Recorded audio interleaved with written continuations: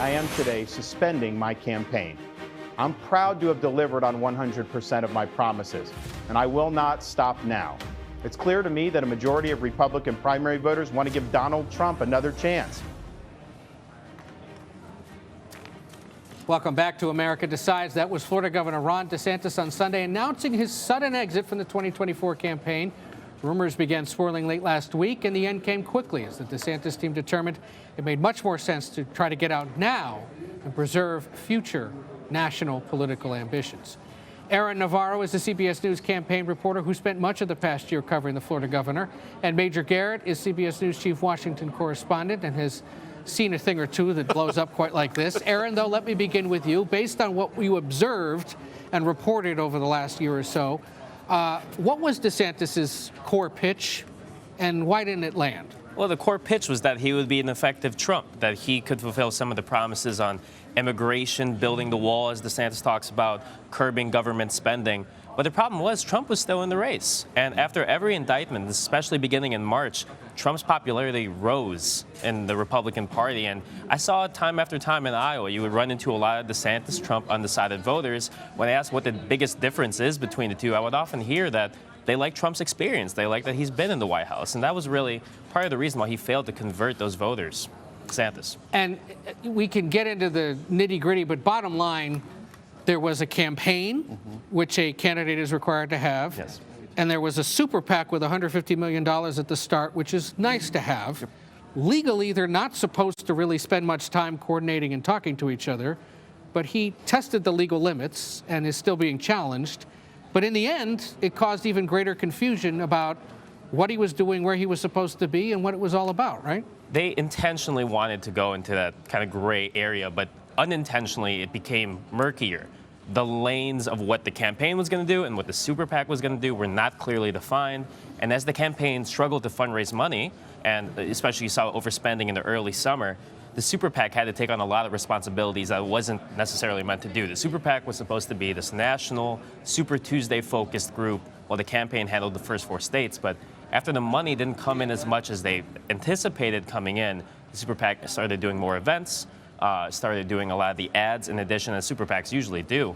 But they just did a lot of organizing, too, that the campaign historically would usually handle. Yeah. You've seen a few of these. Yes. Look, where does it rank? So it's a big flameout. It's one of the biggest flameouts in American political history. And what Aaron just described is so fundamental to this miscalculation. Every successful campaign I've ever covered for the presidency is first and foremost a campaign with strategists, speechwriters, communications people, field organizers, all operating in one place off of one set of strategic documents and raising money to fund those things. It's much easier to raise money for a super PAC because you can have unlimited donations, but you can't use them in the same way. Right. Hard dollars in a campaign are hard to raise. You spend them wisely because you have to, and they also tell you how you're doing. You can't know how you're doing raising money through a super PAC. It's a sugar high. Yeah. And that was the disciplinary breakdown of the DeSantis campaign, thinking all these things could be handled by the super PAC. Fundamentally, they cannot. And that was the great strategic blunder among many, but that was by far, in my estimation, the largest. The observation I had, too, is he didn't seem, besides his wife, his most trusted advisor, as any man's wife should be, could be, he didn't have some other, mercenary or longtime consigliere at his side who'd seen a thing or two and knew how to run one of these things. Look, scaling up to a national campaign is always a huge challenge. Many, many people have failed to do it. Ron DeSantis isn't the first. But he didn't have a team around him that could look and tell him bad news, tell him to recalibrate, and help him improve things that were deficiencies in his own approach. You can run on a legislative agenda, but it's much harder if you don't have any common touch, or you can't communicate, or you can't work a room. And all 3 of those things were disadvantages. Built-in disadvantages for DeSantis. And just to add to that, if you look at his campaign staff, the campaign staff internally, a lot of it were Tallahassee loyalists, the people that were around for his big re-elect in 22, and they didn't have experience running a presidential campaign. It wasn't until later in the summer where you had David Polyansky, a Ted Cruz vet, who was at the super PAC, came on over to the campaign, that you started to see some adjustments. You got a new campaign manager, but by the end of the summer, this race was sort of baked, especially for Trump. Yeah. But this raises a question, and it's an interesting one circulating in New Hampshire today. Last night, former President Trump was not only generous, he was magnanimous, right. And I'm told behind stage he was doubly complimentary of DeSantis. So much so that people listening to the former president were saying, "What are you driving at?" And Trump was beginning to say, you know, DeSantis is just like me, MAGA. He's younger. He's a generational fit. And people were thinking, what are you talking about? Are you thinking about him as a running mate? I'm not sure that's going to go anywhere.